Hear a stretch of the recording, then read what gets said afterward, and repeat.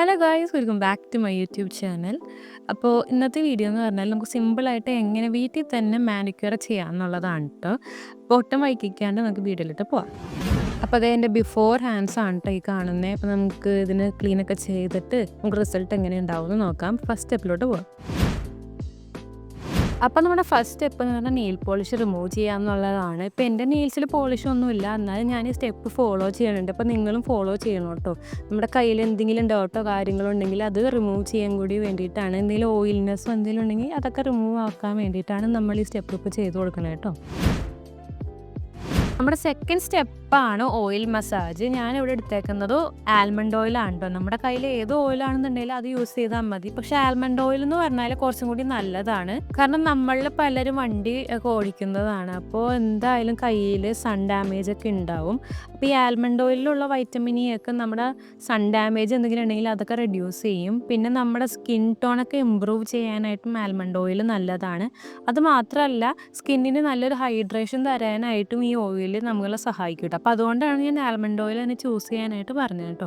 അഥവാ almond oil ഇപ്പം നമ്മുടെ കയ്യിലില്ലാന്നുണ്ടെങ്കിൽ കോക്കനട്ട് ഓയിൽ ആണെങ്കിലും മതി. നമ്മുടെ പാരച്യൂട്ടിൻ്റെ ഒക്കെ ഇല്ലേ, അതാണെങ്കിലും മതി കേട്ടോ, കുഴപ്പമില്ല. അപ്പം ഞാൻ ഓയിൽ എടുത്തിട്ട് നല്ല രീതിയിൽ കൈ മസാജ് ചെയ്ത് കൊടുക്കുന്നുണ്ട് കേട്ടോ. അപ്പം നമ്മുടെ ഈ സ്റ്റെപ്പ് എന്ന് പറഞ്ഞാൽ നല്ല റിലാക്സിങ് ആക്കാൻ വേണ്ടിയിട്ടുള്ളതാണ്. അപ്പം നമുക്ക് വേറെ ആരെങ്കിലും ചെയ്ത് തന്നെ ഇരുന്നുണ്ടെങ്കിൽ നല്ല സുഖമായിരിക്കും കേട്ടോ അത്. അപ്പോൾ നമ്മൾ നമുക്ക് വേണ്ടി തന്നെ ചെയ്യുന്നതെന്നുള്ളൂ.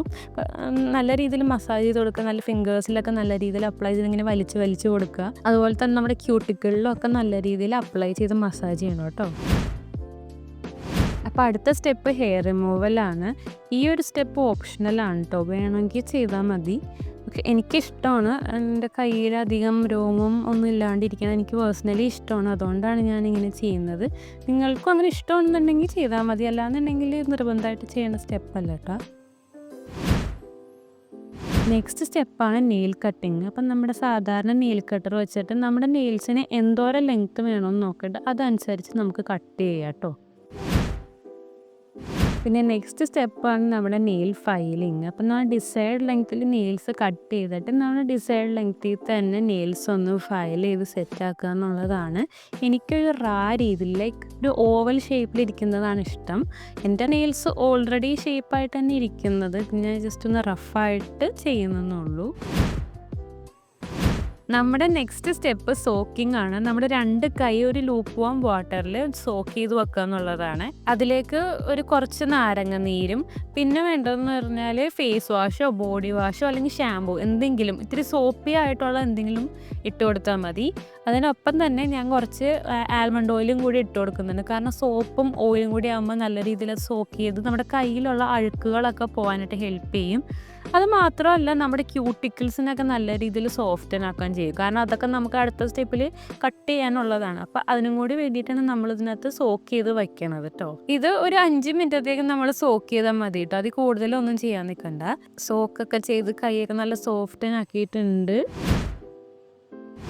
നമ്മുടെ നെക്സ്റ്റ് സ്റ്റെപ്പ് വന്നിട്ട് ക്യൂട്ടിക്കിൾസ് റിമൂവ് ചെയ്യുക എന്നുള്ളതാണ്. അപ്പം നമ്മുടെ ഈ നഖത്തിന് 2 സൈഡിലായിട്ടും കുറച്ച് കട്ടിയുള്ള ഒരു ഇത് കാണാറില്ലേ, അതാണ് ക്യൂട്ടിക്കിൾ എന്ന് പറയണത്.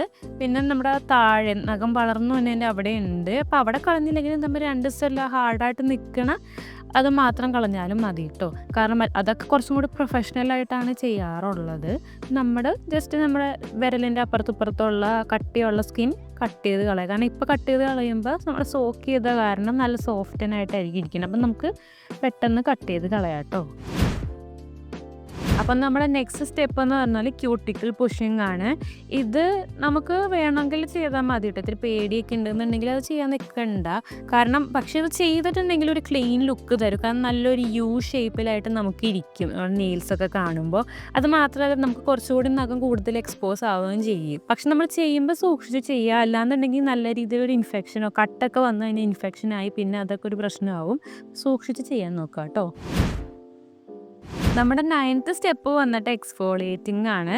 അതിന് വേണ്ടി ഞാനിവിടെ എടുത്തിരിക്കുന്നത് കുറച്ച് പഞ്ചസാരയും കോഫി പൗഡറും പിന്നെ കുറച്ച് ആൽമണ്ട് ഓയിലും പിന്നെ ഫേസ് വാഷാണ്. ഫേസ് വാഷിന് പകരം നമുക്ക് ബോഡി വാഷോ ഹാൻഡ് വാഷോ അങ്ങനെ എന്തെങ്കിലും സോപ്പായിട്ടുള്ള എന്ത് വേണമെങ്കിലും നമുക്ക് എടുക്കാം കേട്ടോ.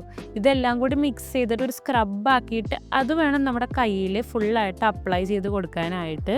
ഇത് അപ്ലൈ ചെയ്യണ സമയത്ത് കുറച്ച് കട്ടി കട്ടിയായിട്ടുള്ള ഒരു ഫീലിംഗ് തോന്നും. കാരണം ഇത്തിരി സ്റ്റിക്കി ആയിട്ടുള്ള രീതിയിൽ. പക്ഷെ അത് കുഴപ്പമില്ല. നമ്മൾ കയ്യിൽ നന്നായിട്ട് അത് മസാജ് ചെയ്ത് കൊടുക്കുക. നമ്മുടെ കറുത്ത ഭാഗങ്ങളൊക്കെ ഇല്ലേ, അവിടെ നന്നായിട്ട് മസാജ് ചെയ്ത് കൊടുക്കണം കേട്ടോ. എന്നിട്ട് നമ്മൾ ഇതൊരു സാധാ വെള്ളം നമ്മൾ ഈ പൈപ്പിൻ്റെ അടിയിൽ കാണിച്ചിട്ട് കഴുകുക. അപ്പോൾ കഴുകുമ്പോൾ എന്ന് പറഞ്ഞാൽ സോപ്പ് ഉള്ളത് കാരണം നല്ല രീതിയിൽ അത് പതഞ്ഞ് വരും. അപ്പോൾ ആ മസാജ് ചെയ്ത് സ്ക്രബ് ചെയ്ത് കഴിഞ്ഞ് പിന്നെ അങ്ങനെയും കൂടി ചെയ്ത് കഴിയുമ്പോൾ നല്ല രീതിയിൽ റിസൾട്ട് കിട്ടും. ടാനൊക്കെ മാറി നല്ല രീതിയിൽ സ്ക്രബ് ചെയ്യുമ്പോൾ അഴുക്ക് കാര്യങ്ങളൊക്കെ പോവും. അപ്പം നമ്മുടെ എക്സ്ഫോളിയേഷൻ കഴിഞ്ഞിട്ട് വന്ന സ്റ്റെപ്പാണ് മാസ്ക്. അപ്പം മാസ്ക് പ്രിപ്പയർ ചെയ്യാൻ വേണ്ടിയിട്ട് ഞാൻ കുറച്ച് കടലമാവ് എടുത്തിട്ടുണ്ട്. അതിനൊപ്പം തന്നെ കുറച്ച് കോഫി പൗഡറും പിന്നെ കുറച്ച് തൈരും കൂടി ആഡ് ചെയ്ത് മൂന്നും കൂടി മിക്സ് ചെയ്ത് നല്ലൊരു കട്ടിയായിട്ടുള്ളൊരു പേസ്റ്റ് രൂപത്തിലാണ് കേട്ടോ ക്രിയേറ്റ് ചെയ്തെടുക്കുന്നത്. ഒരു കട്ടിയായിട്ടുള്ള മാസ്കാണ് ഞാൻ അപ്ലൈ ചെയ്ത് കൊടുക്കുന്നത്.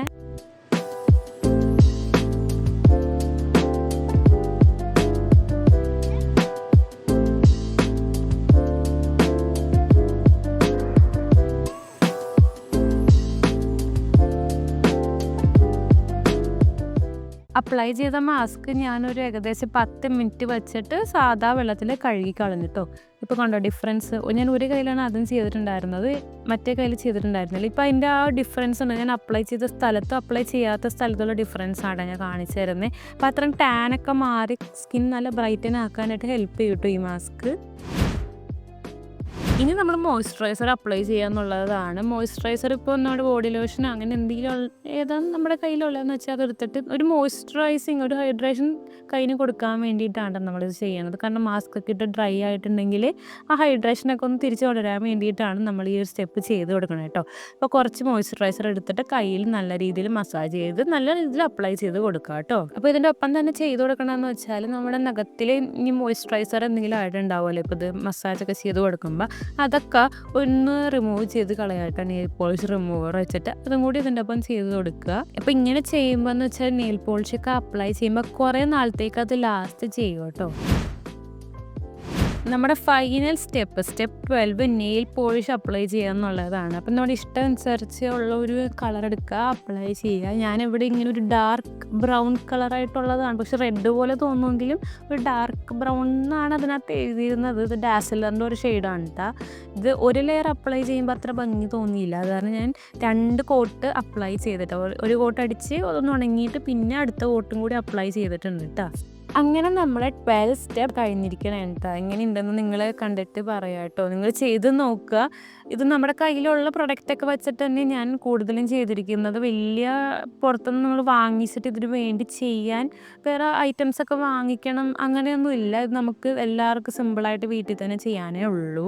അപ്പോൾ ചെയ്തിട്ട് എങ്ങനെയുണ്ടെന്ന് കമൻറ്റിൽ പറയാം കേട്ടോ. അപ്പോൾ ഇന്നത്തെ വീഡിയോ ഇഷ്ടമായാൽ ഒന്ന് ലൈക്ക് ചെയ്തേക്കണം. അതുപോലെ തന്നെ ഇനി എൻ്റെ വീഡിയോസ് കാണാൻ ആഗ്രഹം ഉണ്ട് എന്നുണ്ടെങ്കിൽ ഒന്ന് സബ്സ്ക്രൈബ് ചെയ്യുക. അതുപോലെ തന്നെ നോട്ടിഫിക്കേഷൻ ഓൺ ആക്കി വെക്കുക. അപ്പോൾ ഞാൻ പുതിയ വീഡിയോസൊക്കെ ഇടുമ്പോൾ നിങ്ങൾക്ക് കാണാൻ പറ്റും കേട്ടോ. അപ്പോൾ അടുത്തൊരു വീഡിയോയ്ക്ക് വരെ ടാറ്റാ.